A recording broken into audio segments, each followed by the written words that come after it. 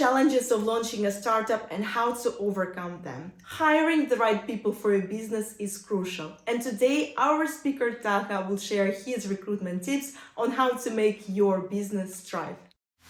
Taha Jiwaji is the founder of Beem, Africa's leading cloud communication and messaging providers with a presence across 18 countries and partnerships with 45 mobile networks. He has been critical to building a customer base of over 750 clients, including brands such as Nestlé, Samsung, Qatar Airways, and UBA Bank.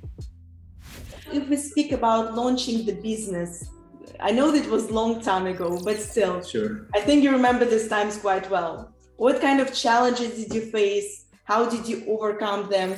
And what would be your speech to people who are just starting the business, who really need this advice and they don't know what to do?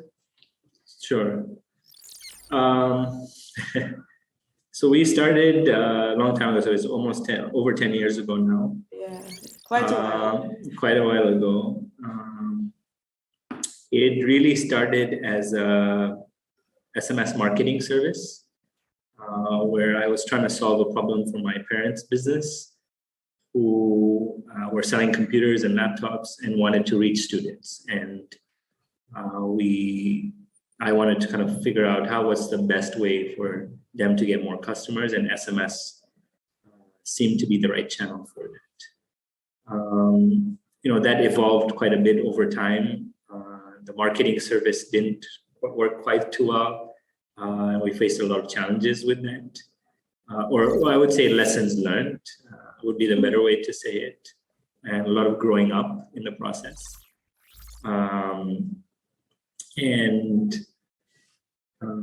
What else? Then from that, it's evolved to become more, business communication focused and, expanding beyond Tanzania, which our home market, to a lot of different countries across the continent. In fact, we're now at about 23, 24 countries with about 50 plus or 60 plus operators that we can reach. Wow. So it's grown, evolved a lot over time, and also grown beyond SMS. But my advice to kind of anyone getting into entrepreneurship or businesses, one, not to be afraid, because you have to take the first step. So that's always critical. I think looking back, yes, I obviously would have done a lot of things differently. But those are lessons you learned and kind of grow up with and take with you. I literally started alone and kind of grew the team from there. I think there were definitely a lot of mistakes there. But I think it's been a really interesting journey, and proud to be where we are today. But I think for anyone, definitely jump in. Obviously research and test. Talk to a lot of customers, make sure there's demand, all of those fundamental things. But don't be afraid to take the jump and jump into entrepreneurship. You mentioned mistakes when we're looking for the right people. So what kind of mistakes did you make, and what was the lesson you learned? So the moment I will never do this mistake again. Now I know this again. Yeah, there's been a lot of mistakes. So recruiting or hiring people, obviously, there's a lot of stories there. Just with dealing with, let's say, mobile operators and partnerships, and initially I think you go in thinking that, look, you have a great product and everyone should listen to you. But really it comes down to relationships and business case and all of those things which are kind of fundamental, which you learn over time that this is how it works when dealing with larger companies and enterprises, where their goals need to be aligned with your goals, and the stars need to align fully for everything to make sense. And then obviously with recruiting, I would say always hire for growth. So, if you're planning to hire one person, plan to hire more than one, because the turnover is pretty high, and you need, what ends up happening is you have to slow down because you have to go back to solving a lot of problems because that person left. So if you overhire, then you try to able to maybe maintain a little bit of speed. And speed is always critical when you're in the tech industry, as well as when starting out. So yes, it's easier said than done, because you're working on limited resources and you want to only hire as much as you need to. But for some things you just need to overhire.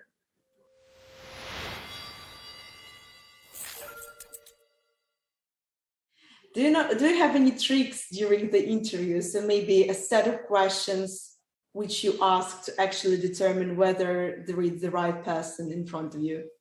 Yeah, that's a good question. I've researched a lot online and have kind of tried to come up with different ways of doing it.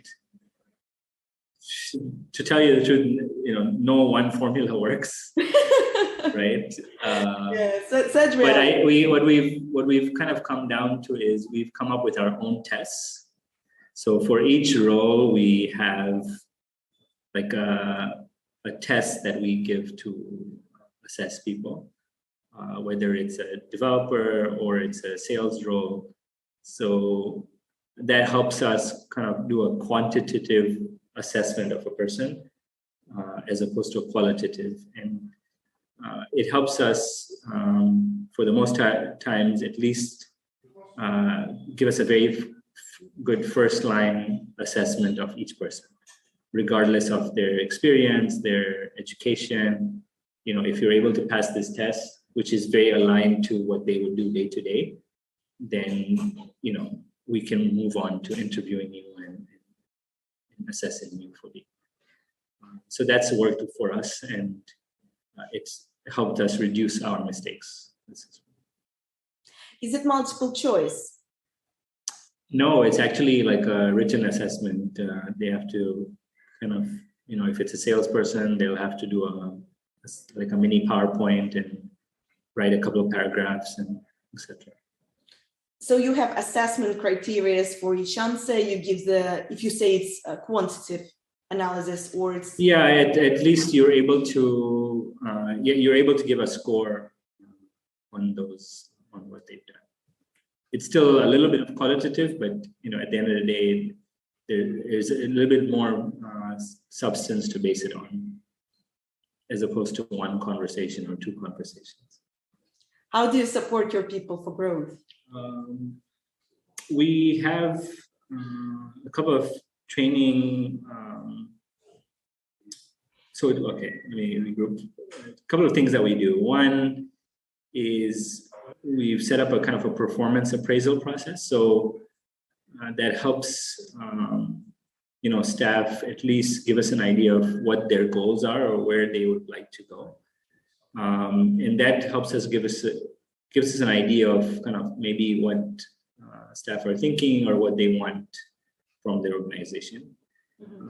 And we try then incorporate some of these things either at an individual level or at a team level.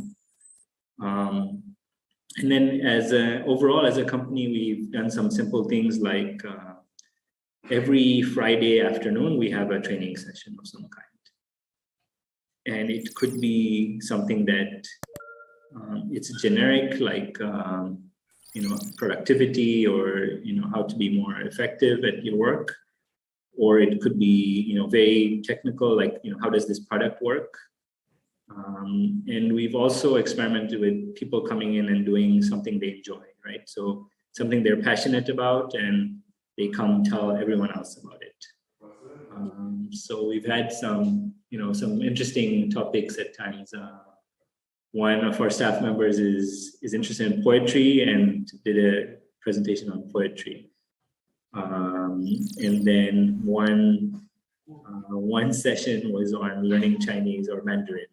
So again, yeah, very, very varied topics, but people were passionate about it and they picked that topic, and so you get to learn something outside of work completely, something you would not be Widen learning or horizon. thinking about, on your horizon. Yeah. So these are some of the different things we've kind of. Did you find this video useful? Please share in the comments and write what kind of business topics you would like us to cover next time.